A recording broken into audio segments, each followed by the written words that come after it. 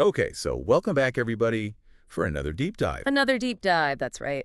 Today, we are looking ahead to a Premier League match between Aston Villa and Crystal Palace. A fascinating matchup for sure. Absolutely, and we've got a great pre-match analysis to break down for you today with all sorts of tactical insights and Yeah, some really interesting things in here. really interesting things in here, some cool little nuggets. But I think this is one of those deep dives where even if you aren't like a super hardcore, Premier League fan, Right. I think there's some really fascinating elements here. Hmm. We've got an underdog story. We've got a manager who's kind of under a lot of pressure right now. And A bit of a slump, yeah. yeah, and then some player stats that really kind of make you raise an eyebrow and say, Yeah, for sure. I Yeah. think one of the things that really jumps out at me right off the bat is just how different these two teams look compared to, even just last season. right. It's so true. Like Aston Villa, Yeah. especially, we Yeah. think back to just how well they were doing. They were flying high. And now they're in a bit of a slump right now. Yeah. They've only won one match in their last 6 league matches. It's unusual for them. And you look at their record at home against Crystal Palace. Yeah. And they've historically been so strong at home against them. Yeah, historically, they've been very difficult to beat at Villa Park. So what is going on? Well, I think a lot of it comes down to their manager, Unai Emery, Yeah. who, he's a brilliant tactician. He's known for getting consistent results, but Yeah, he's got a great reputation. right now he's in a bit of a rut, and I think that's really putting pressure on him. Yeah, I mean, you have to imagine the pressure's on because this is a guy who, it's a 4-match losing streak across all competition, Across all competitions, which is crazy. which is the first time in his managerial career that he's ever experienced this. I mean, this is a guy who's managed at the very top level, Yeah. and he's never had a run like this before. Yeah. So, and to make matters even worse, one of those losses was against Crystal Palace. Oof, that's gotta sting. The team that they're facing this weekend. Exactly. So that's gonna be in the back of his mind for sure. Yeah. So, I mean, he's got to be feeling the heat right now. For sure. But you know what? Aston Villa's struggles, Yeah. they almost seem like small potatoes when you look at what's happening over at Crystal Palace. Yeah, no, you're absolutely right. I mean, they are really struggling right now. This team They're near the bottom of the table, they're in a bad way. which is a far cry from where they want to be. Yeah. And, they've only managed one win in their last 11 matches. Oh, wow. Yeah. It's been a tough run for them, and the big problem is they just can't seem to score goals. They can't buy a goal right now. They've only scored 8 goals all season, which is the second lowest in the league. Yeah. And it's not like they're creating a ton of chances either. No, it's not like they're just unlucky. Right. They're just not generating enough good quality opportunities in front of goal. Yeah, a lot of their matches have been these, goalless draws. Which is not exactly entertaining for the fans. Right, which doesn't really make for, a thriller on a Saturday afternoon. Not exactly. And, their away record against Aston Villa is nothing to write home about either. Yeah, historically they haven't done very well at Villa Park. So you've got Aston Villa struggling to find their form. Yeah.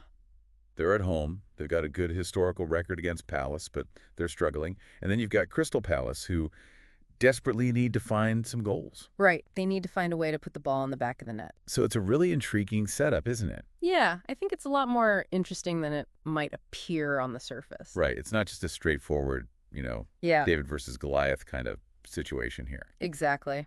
There's a lot more to it than that. Now, one of the things that I always find fascinating in these kinds of matches is the players, Right, the individual battle. right, who are the potential game changers, Yeah. who can step up and make a difference. Ab- And on the Aston Villa side, you've got Morgan Rogers. Yeah, a very exciting young player. This guy is coming off of his England debut. Yeah, a dream come true for him. He's got to be full of confidence right now. Yeah, for sure. But there's this really interesting stat that I came across. Okay. All 3 of his home goals this season have come between the 40th and 50th minutes. That's a curious one. So I'm just wondering, is there something going on there? Is there some kind of tactical shift that happens in the second half? Or Well, it's possible. what do you think? Maybe Emery's got a plan.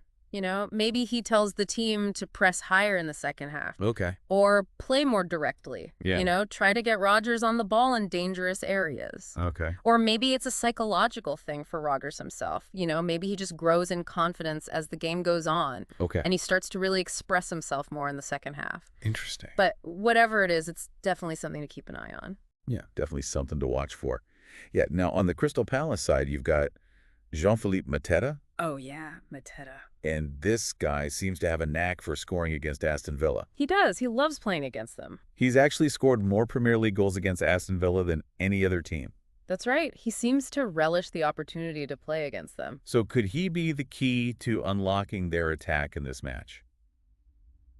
Well, he certainly has the potential. Yeah. If Crystal Palace can get him the ball in the right areas. Yeah. He's shown that he can be a real threat to Aston Villa. Yeah, but Crystal Palace's struggles go beyond just one player, right? Oh, absolutely. It's not just about finding, a guy who can put the ball in the net. It's about creating those chances in the first place. Exactly. It's about the team's overall attacking approach. And there's this stat that I found really interesting. Crystal Palace matches this season have averaged just over 2 goals per game. Which is the lowest in the league. The lowest in the whole league. So is that because their attack is just anemic?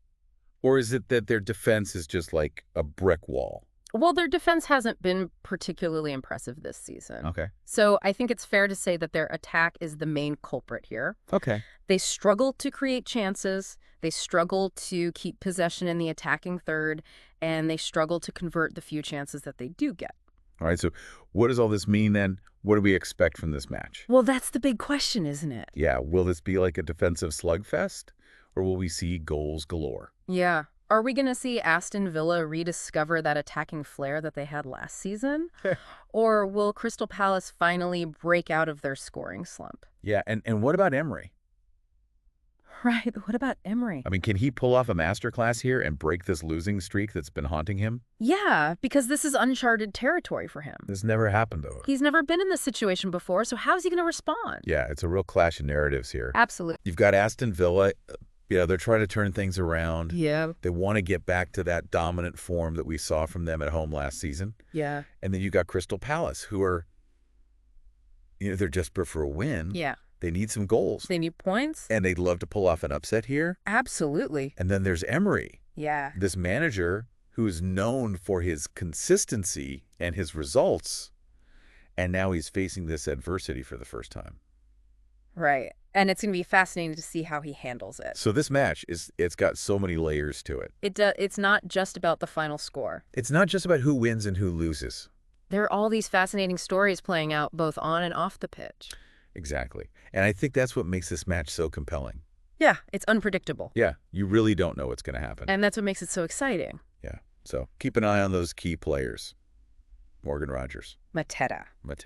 Absolutely. Those are the guys who could really swing the match.